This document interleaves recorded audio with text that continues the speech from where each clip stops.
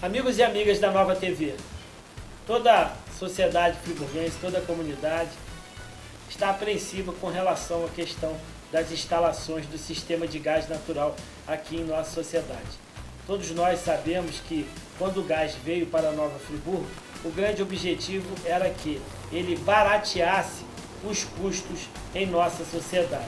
A gente conhece, óbvio, a cidade do Rio de Janeiro, que é toda canalizada com gás natural e sempre foi uma reivindicação de todas as empresas e indústrias da nossa região com o único objetivo de também baratear a produção das suas máquinas, dos seus produtos finais. Nesse sentido, nosso convidado de hoje é um especialista com relação a gás. Ele que veio da cidade do Rio de Janeiro, morava no Leme, que já patrocinou várias ações com relação a essa questão de gás, e eu tenho a certeza que a partir deste momento vocês, acompanhando essa entrevista, ao final dela sairão mais entendidos, principalmente com mais valor agregado com relação a essa questão do gás. Doutor João, é um prazer em tê-lo na tela da Nova TV. Prazer é todo mundo. Corroborando tudo que já foi dito aqui pelo vereador, não obstante ao já explanado aqui pelo vereador, a forma criminosa como a SEG vem implementando o novo gás aqui nas residências econômicas de Nova Friburgo, existe um aspecto de ordem econômica, porque de âmbito geral, as pessoas que estão sendo teoricamente beneficiadas com esse novo gás estão reclamando Por que as teoricamente? contas...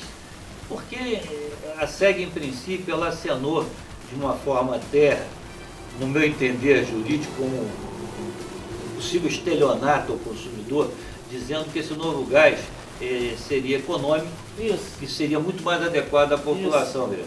E, na verdade, o que se tem visto é que eles têm reclamado que a conta do gás tem sido 3 vezes maior do que a anterior. O povo, exatamente. Exatamente. Eles, para terem o mesmo resultado de caloria, como por exemplo, você tem um tempo para aquecer 1 litro de água com o gás anterior, você leva 3 vezes mais para aquecer a mesma quantidade. E isso faz com que a conta onere proporcionalmente nessa... Mas então a quantidade de caloria não é proporcional àquela que o GLP proporciona? Não, de forma nenhuma. É necessário que você tenha 3 vezes mais implementação de pressão de gás e, consequentemente, mais passagem no medidor. Mas não se diminui a quantidade, a pressão do gás quando se vai para a residência e se aumenta quando vai para o carro. Então, se tivesse uma pressão maior, com certeza a caloria estaria equilibrada. Nesse sentido, então, o problema é a pressão. Não, em tese, o problema é a qualidade, é o teor do gás que é fornecido. Ele é fornecido numa pressão maior, mas proporcionalmente inversa.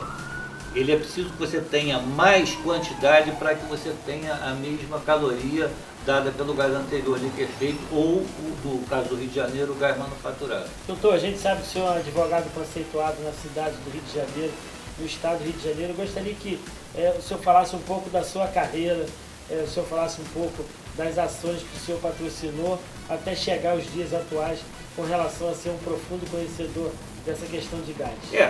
Até os espectadores tiveram a oportunidade de observar no YouTube, há um vídeo em que em 2004 eu já acenei com a situação, infelizmente, do Rio de Janeiro, de estar sentado sobre uma bomba silenciosa e que nós estamos vendo a consequência... Em 2004. Em 2004. Nós estamos vendo essa consequência agora dos jornais. Você não tinha barba na época não, né, doutor? Agora você deixou a barba crescer. Casou, tá amando, aí deixou a barba crescer. São coisas consequentes, infelizmente não... A sua esposa, a doutora Ângela, nota 10. Com certeza. Foi uma das maiores aquisições que eu fiz até hoje. Então foi uma grande ação que o senhor patrocinou, que no final o senhor só teve lucro. Com certeza. Mas vamos falar agora para a gente dar lucro também ao nosso povo. Em verdade, desde 2004, como eu estava dizendo, eu já patrocinei algumas ações relacionadas com a implementação, a transformação do gás no Rio de Janeiro. E esse vídeo até retrata a forma... Só um instantinho. Mostra o vídeo aí. Caso grave aconteceu na última segunda-feira. Este aposentado sofreu queimaduras no rosto, braços e barriga por causa de um incêndio na casa de máquinas. Quando ele ligou a bomba d'água que fica atrás do distribuidor de gás, houve uma explosão. Esquecemos de ver o que tem no prédio de 50, 60 anos. Sabe se tem alguma eletricidade ali, alguma coisa aqui, alguma casa de bomba, nada. Nada. Então... Eu converso agora com o João Elia, que é advogado da Associação de Moradores. É isso, os moradores não querem pagar por esse serviço. Na verdade eles estão oferecendo um produto com o dobro da pressão do gás anterior. Então não é justo que o usuário vá arcar com as custas da adequação dos novos tubos, que não suportam essa pressão, ao novo gás. O que vocês pretendem fazer? Vocês entraram com uma ação coletiva? Eu e o escritório que eu represento, a Levato Advogados Associados, estamos preparando uma ação civil coletiva no sentido de solicitar que essa conversão seja feita de forma segura e sem ônus para os usuários. Que os usuários, na alegação de vocês, eles não querem pelo serviço, eles estariam sendo obrigados a fazer essa conversão, é isso? Porque no caso a SEG diz que eles ficam sem o gás e que é serviço essencial. E não só isso, há um outro problema que eu acredito aqui no Leme também, de segurança pública, porque a rede, que também tem a sua pressão duplicada em via pública, ela corre pelo subterrâneo. E esse acúmulo de gás está fazendo com que haja um risco muito grande. É como se fosse uma bomba silenciosa armada e é necessário que alguma autoridade municipal ou estadual se mobilize para tentar mudar esse estado de coisa. Já aconteceu algum problema mais sério aqui nessa região? Copacabana, toda semana tem explodido um bueiro e que a SEG não se manifesta de uma maneira precisa, mas na Penha também houve um caso de uma rua inteira que explodiu. Ok. Interessante o vídeo do... Ele realmente retrata uma forma também, no meu entendimento, criminosa, como foi feita a transformação de gás, fazendo com que a SEG, e aí eu não sei, aquela busca de perguntar onde está o dinheiro, por que ela não transformou todas as canalizações públicas do Rio de Janeiro como deveriam ter sido feitas. Mas eu sei onde está o óleo, o dinheiro eu não entendi. A gente pergunta aonde está o dinheiro, porque o dinheiro que ela deveria utilizar para a troca das canalizações não foi utilizado. Então ela continua mantendo as tubulações antigas, que já tem 50 anos, com desgaste material, fazendo que ocorra atualmente todas as explosões que a gente está observando no Rio de Janeiro. Agora aqui também existe alguns prédios, alguns condomínios que colocavam aquelas... Não, alguns não, praticamente todos. Ela continua se locupletando nesse sentido, na medida em que ela, contrariando o que dispõe o artigo 8º, inciso 5º, do decreto 23.317 de 97, que dispõe que é proibida a passagem de ramais por locais que não ofereçam segurança, tais como embutido entre as paredes. E ela está fazendo... Mas aí você constrói um prédio e já prevê a questão da passagem do gás. Aquela tubulação não é resistente o suficiente para poder se adequar à questão do gás natural, ou seja, qual a ilação que o senhor faz entre o gás seria e o gás natural? Exatamente, ela seria adequada ao gás anterior com aquela pressão anterior. Como a pressão do novo gás é o dobro da pressão anterior, é maior. Exatamente. A próprio dispositivo do decreto 23 diz, em face disso, as novas tubulações têm que correr externas. Elas não podem nunca correr pela parede pelo risco que elas podem implementar a população. E ela, a despeito disso, colocando a população em risco, está fornecendo gás, implementando este gás embutido entre as paredes, fazendo uma ação criminosa no meu entendimento. No seu prédio acontece isso? No meu e vários outros em Friburgo estão sendo vitimados pela mesma ação criminosa. Então, por exemplo, o telespectador que nesse momento assiste ao senhor e a mim, ele corre o risco de estar sentado em uma bomba. Ele está correndo esse risco desde o momento que foi implementado. Mostra as instalações para mim.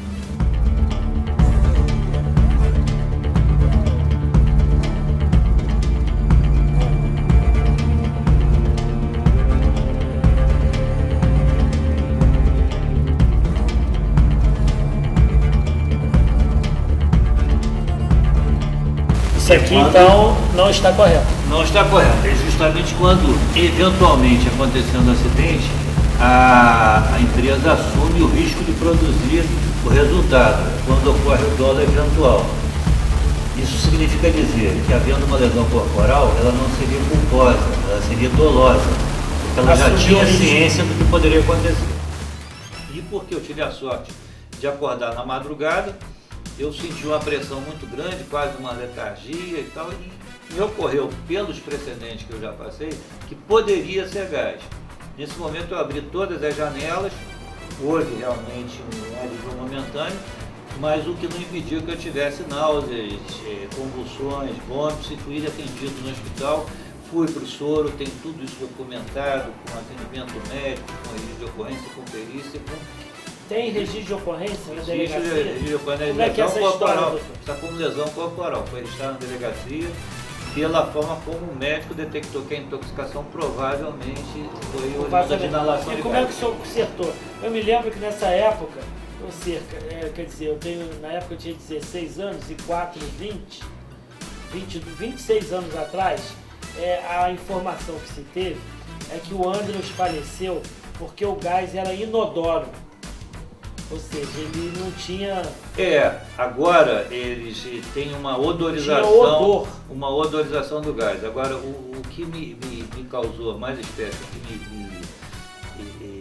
me constrange mais em tudo isso, que agora Friburgo, uma cidade que eu abracei para vir morar com todos os precedentes, inclusive de laços Até pelo coração, né, doutor? Os laços afetivos que você se reportou. Confessa pra gente ali, coração. Eu me coração. ver, é verdade. Aqui, ó, mostra aqui, ó. Quem ganhou o coração do doutor. Mas vamos continuar a história. Ser vitimado justamente por uma nova implementação irregular e criminosa do gás nas mesmas circunstâncias, a exemplo do que já vinha sendo feito no Rio de Janeiro. É um absurdo. Eu acho que as autoridades realmente têm que se posicionar e têm que tomar uma atitude efetiva quanto isso. Essa questão dos bueiros, então, no Rio de Janeiro, o senhor já sabia? Olha, os bueiros no Rio de Janeiro... Em 2004. Até antes de 2004. Eu acho até um paliativo as pessoas chegarem e colocarem, não entendo porque as autoridades fecharam os olhos para verem bueiros da Light, escrito Light em cima, quando na verdade o que ocorre é o vazamento pelas tubulações inadequadas antigas da gás nas câmaras onde passam fios da Light, que quando entram em curto detonam aquele gás acumulado, fazendo que aquilo seja uma bomba. Então não é da Light, é da SEG. Não, e estranhamente as autoridades fecham os olhos para isso. Eu até me reporto a uma tira antiga que dizia assim, onde é que está o óleo? Quando se procurava assim, quer dizer, para detectar onde é que estava o mistério. Você buscava onde é que está o dinheiro. Por que com essa soma toda que a SEG tem oferido, com essa captação de dinheiro toda da população, sem oferecer o serviço adequado, cobrando 3 vezes mais até por um custo que ela não tem tão oneroso assim, e onde é que vai parar esse dinheiro? Por que os políticos não se mobilizam quanto a isso? Por que as autoridades não se mobilizam quanto a isso? Fecham os olhos para ver a realidade. Na verdade, não são os bueiros da Light que estão explodindo. É a SEG que, com o vazamento do gás para extrações inapropriadas, está fazendo com que essas explosões aconteçam. Agora, o senhor já teve resultado positivo na justiça com relação a essa própria relação que há entre o consumidor, da SEG e a própria empresa. Como é que foi essa questão? Nós temos até um caso já antigo, do neto até do ministro do Tribunal de Contas, o ministro Talarico, que está, infelizmente, há 10 anos vegetando em função de inalação de gás e que já foi, inclusive, condenado ao pagamento no apartamento dele, no banheiro, depois da troca do gás manufaturado do gás natural. Ah, é? E ele... Há quanto tempo atrás? 10 anos? Isso já tem mais de 10 anos. O rapaz está vegetando numa cama decorrente das consequências dessa conversão, no meu entender, criminosa. Se não que vem sendo feito e se gás... repetindo até hoje, inclusive aqui em Friburgo. Aqui em Friburgo o senhor acha que corre o mesmo risco? Com certeza. Aqui tem o risco então de explosão de bueiro? Com bueiros, eu não sei se na via pública, seria até porque é uma implementação nova de canalização. Não há precedente em Friburgo de gás canalizado. Agora, nos condomínios, com certeza, porque eles estão se utilizando de dutos pré-existentes, os quais, inclusive, são proibidos pela legislação que sejam utilizados dessa forma. Estão sendo utilizados.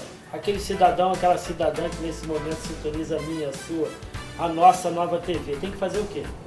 Que ele tem o gás fornecido dessa forma. Eu acho que eles têm que se solidarizar com a população para talvez até dos